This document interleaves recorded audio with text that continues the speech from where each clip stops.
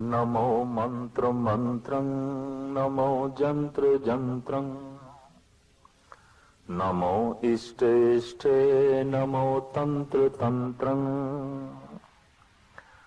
धार्मिक दुनिया विच मंत्र जंतर ते तंत्र दी आम चर्चा है। मंत्र किसी एक विशेष बोल नूं रटदियां रटदियां जपदियां जपदियां उस बोल विच टिक जाना, इसनूं मंत्र सिद्धि कहंदे ने। जंतर कागज दे उत्ते कोई विशेष मंत्र लिख के उसकी तावीज किसी धातु दे च मड़ के गल दे च पाना, हथ ते बन लेना, इनू यंत्र कहंदे ने। जंत्र तंत्र किसी कामना की पूर्ति लई किसी विशेष देवते की पूजा करनी, अर्चा बंधन करना और उसके अगों भेटा रखनी, कुर्बानी देनी, इसनों तंत्र कहंदे ने। दिती हुई कुर्बानी दे बदले कुछ प्राप्त हो गया तो कहंदे तंत्र सिद्धि। मड़े हुए किसी विशेष मंत्र नूं जो गल दे ते हथ ते बने होया है प्राप्त हो गई मन इच्छित कामना तो कहंदे जंतर सिद्ध हो गया। किसी कामना नूं मुख रख के विशेष बोल मंत्र जपे और वो कामना की पूर्ति हो गई है तो इसनूं कहंदे ने मंत्र सिद्धि, जंत्र सिद्धि, तंत्र सिद्धि। किसी विशेष इष्ट देवते दे अगों आराधना करनी, मंग करनी, मंत्र दे राहें, जंत्र दे राहें, तंत्र दे राहें। प्रथम इष्ट और उस इष्ट दे कोलों कामनावां दी पूर्ति हो सके तो साधन मंत्र जंत्र तंत्र। धन गुरु गोबिंद सिंह जी महाराज की आगाध बोध बाणी जाप साहब आप फरमान कर देने, नमो मंत्र मंत्रं नमो जंत्र जंत्रं नमो इष्ट इष्टे नमो तंत्र तंत्रं। चार चार बंदा दा एक एक छंद है, यानी बंद दो पर जिसके 17 चार चार रहे।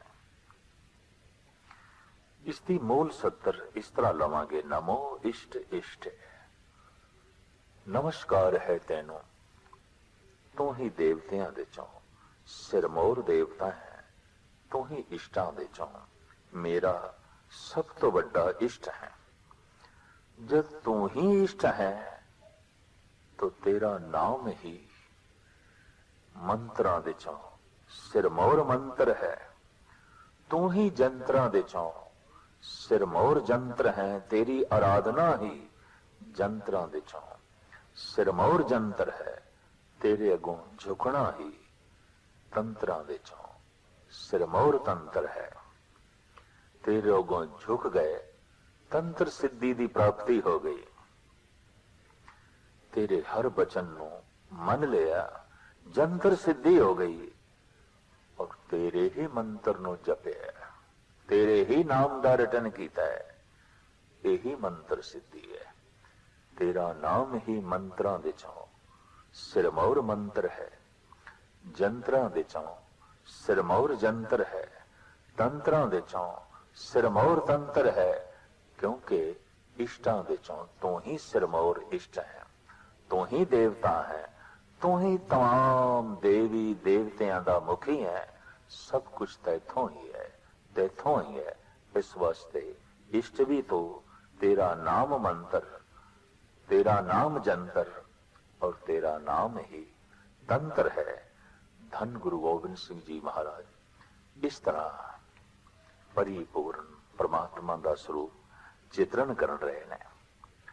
सदा सच्चिदानंद सर्वं प्रणासी, अनूपे स्वरूपे समस्तुल निवासी। हे प्रभु, तू सदा मौजूद है, चेतन है, तू सब जीवां दा नाश करने वाला है। तेरा स्वरूप ऐसा है कि जिसकी बराबरी दा होर कोई नहीं। तू सब जीवां विच टिकिया होया है। सदा सच्चिदानंद,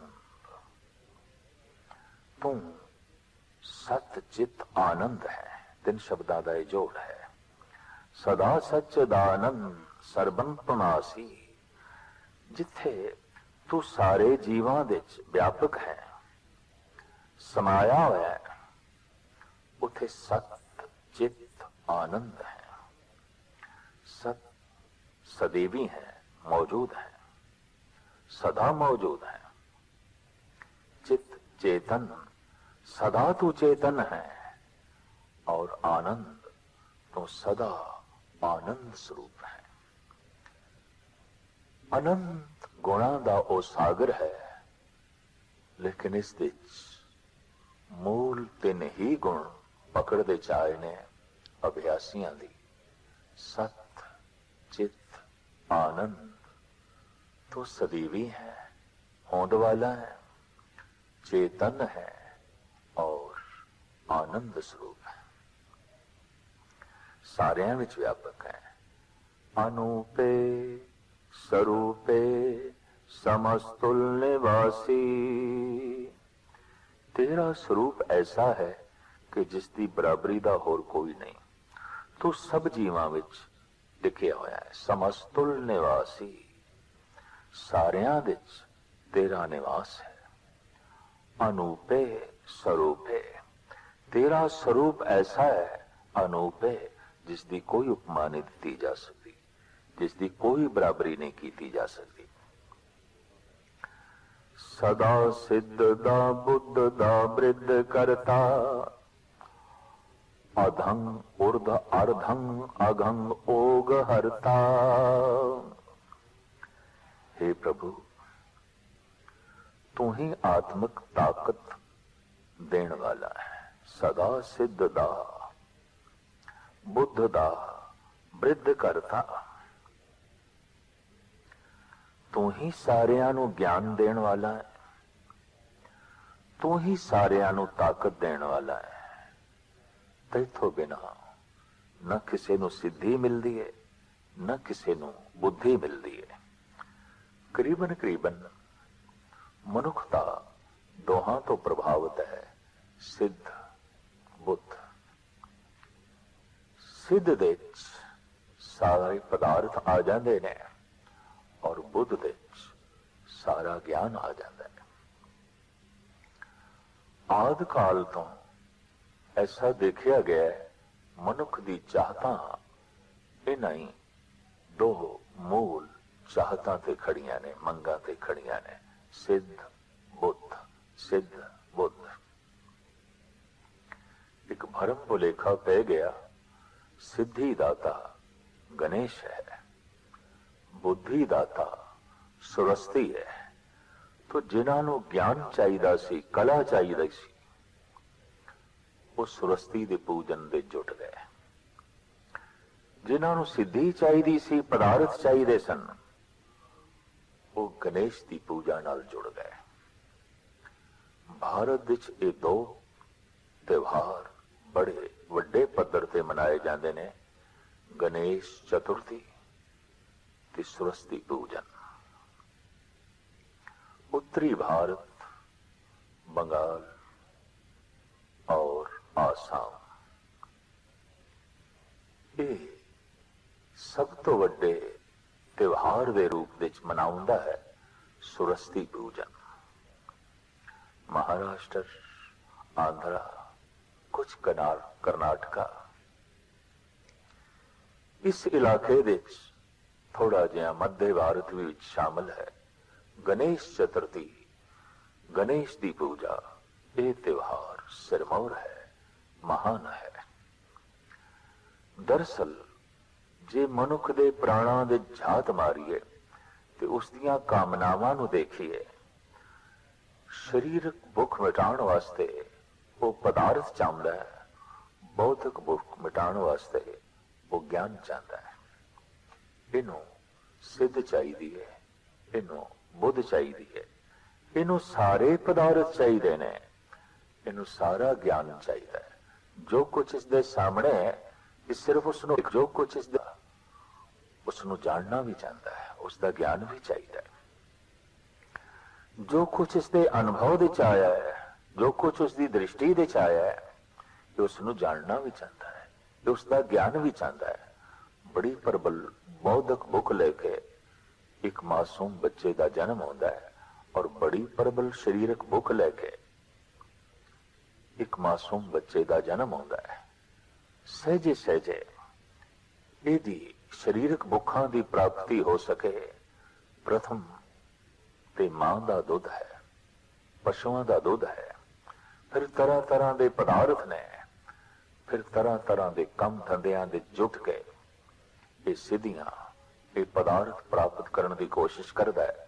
स्कूल, कॉलेज, यूनिवर्सिटी, विश्वविद्यालय इसकी बौद्धिक भुख की पूर्ति जो है करते ने, पर जितने चिर तक परमात्मा ना मिले, ना सिद्धि मिलती है, ना बुद्धि मिलती है।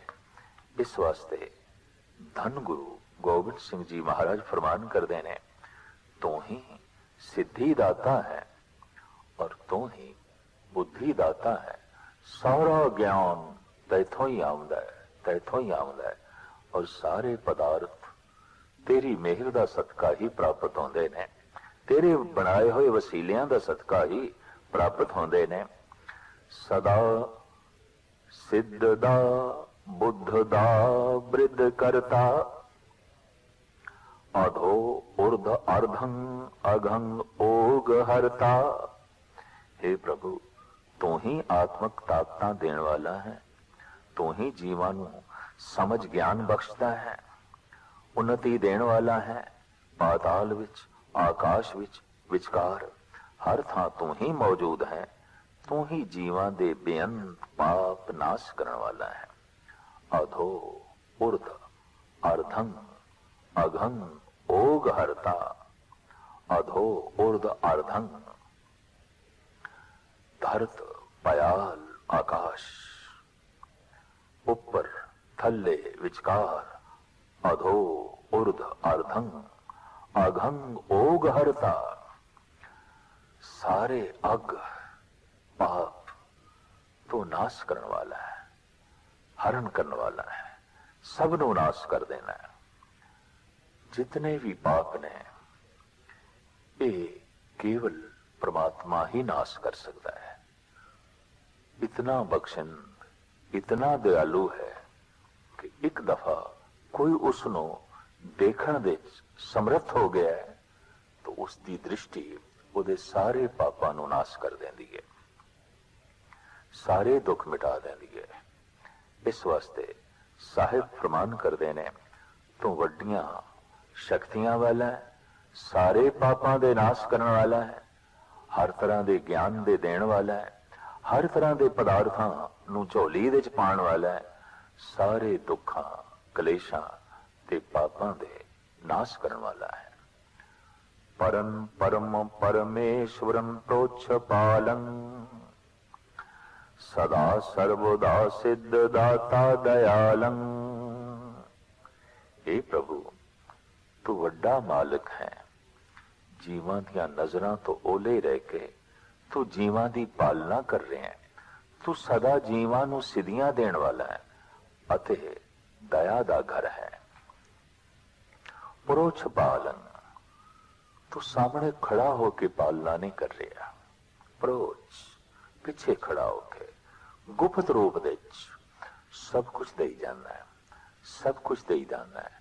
तेरे हथ अदृश्य ने, तेरी देण दी शक्ति अदृश्य है, और तेरे अदृश्य हत्थां दे राही जगत ਨੂੰ सब कुछ मिल रहा है, सब कुछ प्राप्त हो रहा है।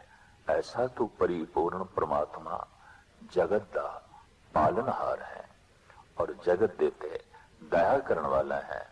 वाकई अगर दया उसका सुभाव ना होवे तो पालना हो नहीं सकती। इस वास्ते जद कोई हिरदा दयालु होता है तो असी कहते हैं इसके कोल ते परमात्मा का सुभाव है। जद कोई परोपकारी हो जाता है तो असी कह देने ये तो निरंकार की तरह ही परोपकारी है, दूसरिया की पालना करने वाला, भला करने वाला। तो धन गुरु गोबिंद सिंह जी महाराज फरमान कर रहे ने, परम परम परमेश्वरो तुच्छ पालं, परम परम परमेश्वरं प्रोच्छ पालं, सदा सर्वदा सिद्ध दाता दयालं, अछेदी अभेदी अनामं अकामं, समस्तो पराजी समस्तस्त धामं। हे प्रभु, तैनू ना कोई तोड़ सकता है, ना कोई तैनू बन सकता है। अछेदी अभेदी, तेनू कोई भेद नहीं सकता, बन नहीं सकता। अछेदी, तेरे विच कोई छिद्र छेक भाव तेनू कोई तोड़ नहीं सकता। अनामं अकामं, तेरा कोई एक नाम नहीं है।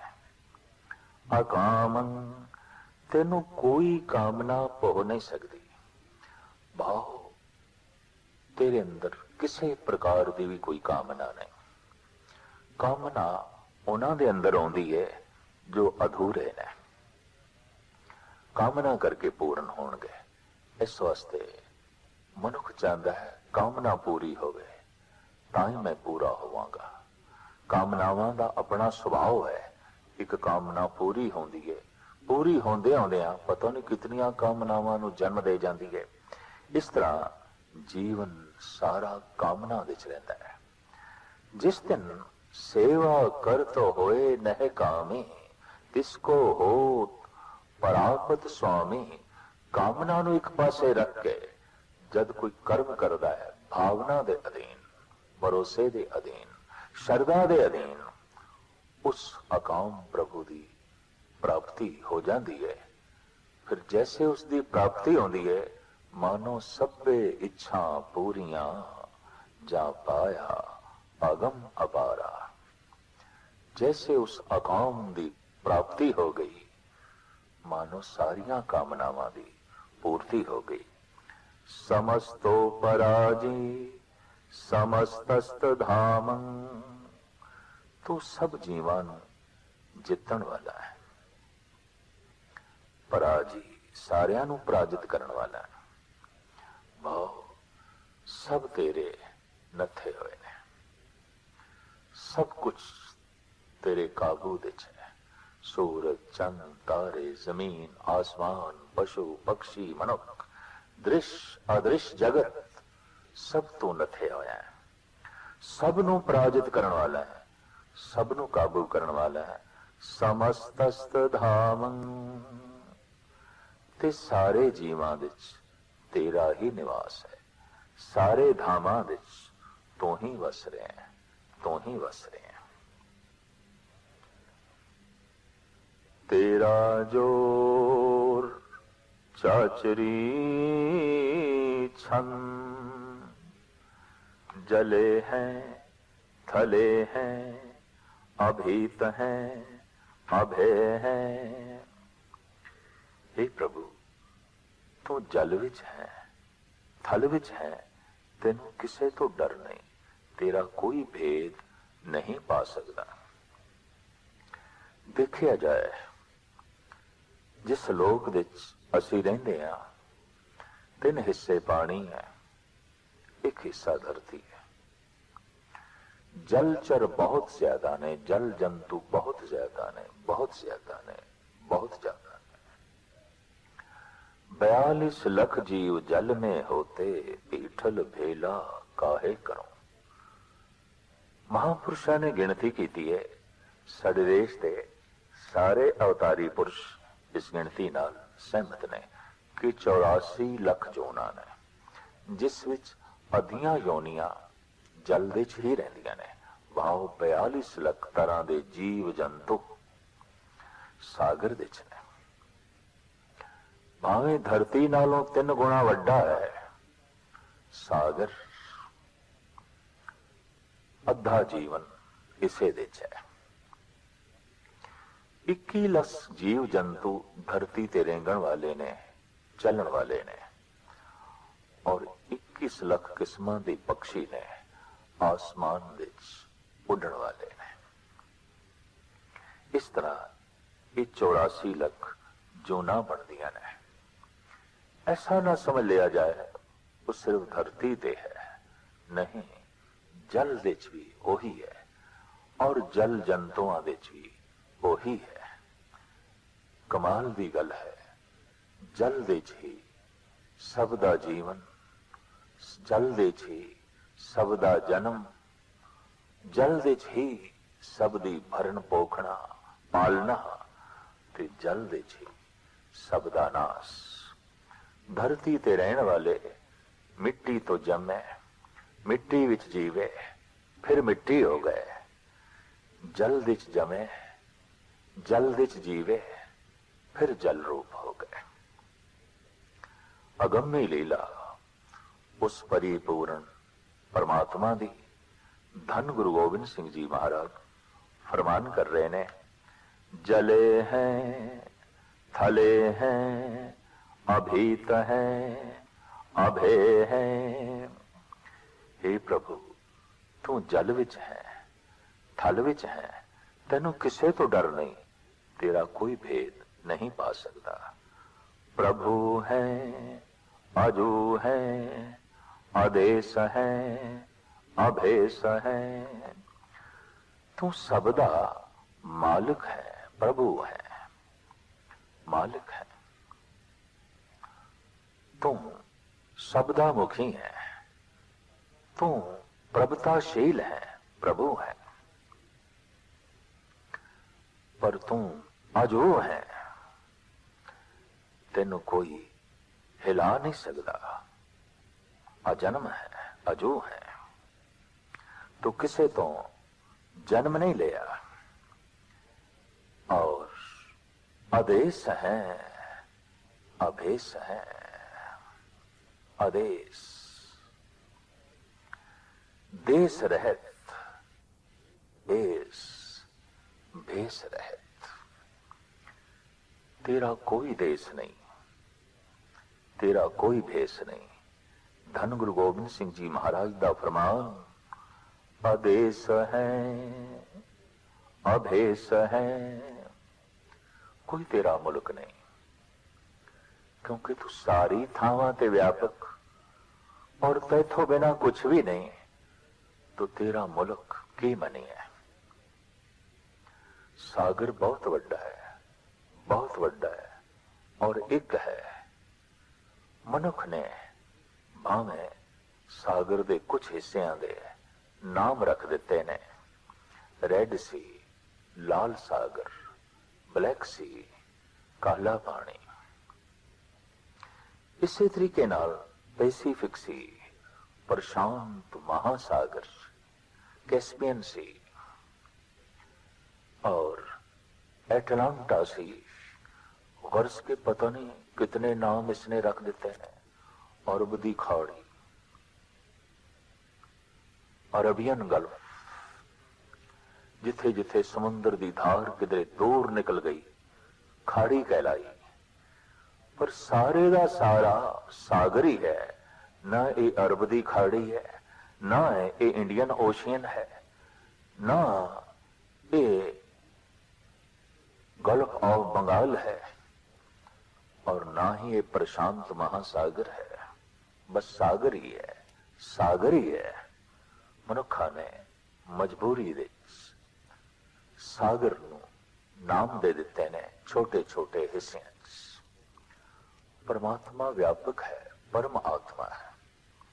आश्चर्य है, सारे अज्ञान अंधकार नो नाश करने वाला है। ਮਨੁੱਖ ਨੇ ਉਸ ਨੂੰ ਨਾਮ ਵੀ ਦੇ ਦਿੱਤੇ ਨੇ ਸੀਮਤ ਜਿਹੀ, ਔਰ ਨਾਮ ਦੇ ਨਾਲ ਉਸਦੇ ਥਾਂ ਟਿਕਾਣੇ ਵੀ ਜੋ ਹੈ ਮੰਨ ਲਏ ਨੇ। ਜਦ ਕਿ ਧੰਨ ਗੁਰੂ ਗੋਬਿੰਦ ਸਿੰਘ ਜੀ ਮਹਾਰਾਜ ਫਰਮਾਨ ਕਰਦੇ ਨੇ, ਆਦੇਸ ਹੈ ਅਭੇਸ ਹੈ, तेरा कोई देश नहीं और तेरा कोई लिबास नहीं, ऐसा तू परिपूर्ण परमात्मा है। देव जी धन गुरु नानक देव जी महाराज इस तरह फरमान करते हैं जपजी साहब के अंदर बार बार 4 पौड़ियां, आदेश तिसे आदेश आद अनिल अनाद अनाहत जुग जुग एको वेश।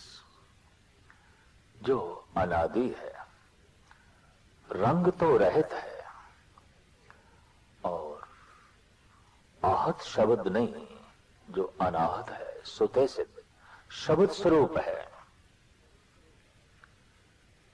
जुगा जुगा दिच जद जुग रूप बदलते रहे ने, समा बदलता रहे, संसार बदलता रहे, पर उसका जुग जुग एको वेश, इको ही स्वभाव, इको ही होम, इको ही स्वरूप रहा है।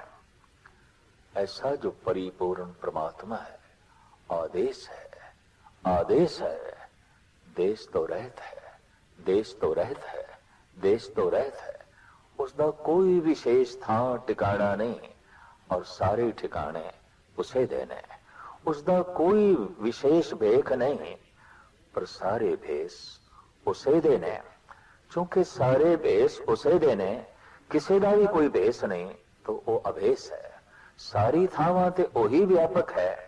इस वास्ते असी कोई विशेष थां टिकाना उसका नहीं बयान कर सकते।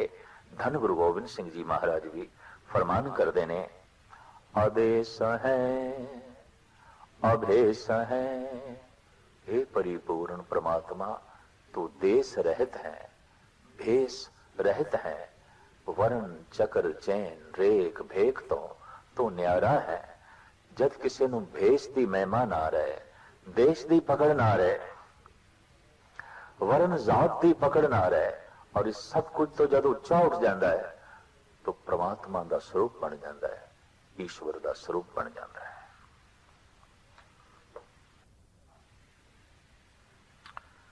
भुजंग पर्यात छंद अगाधे अबाधे आनंदी स्वरूपे, नमो सर्वमाने समस्ति निधाने। हे प्रभु तेनू नमस्कार है, तू अथाह है, तेरे राह विच कोई रोक नहीं पा सकता। अगाधे अगाध है, भाव तेरी तय तक पहुंचना कठिन है। अबाधे कोई भी तेरे रस्ते विच बाधा नहीं खड़ी कर सकता। कदी देखिए इच्छावां ते मनुख दियां भी यही ने, मेरे रस्ते च कोई रोड़ा ना खड़ा करे, और मैं इतना गहर गंभीर हो जावां कि मेरे तक किसी की पहुंच ना आवे। मैं कदी मरा भी ना हो, इतना सुंदर होवा कि उपमा तो रह तो जावा, मेरी कोई पूर्ण तौर से उपमा भी ना कर सके। भाव उपमा थल्ले रह जाए और मैं उच्चा हो जावा, उपमा तो भी अनुपम हो जावा, इतना शक्तिशाली हो जावा, सब कुछ मेरे काबू दे चौवे।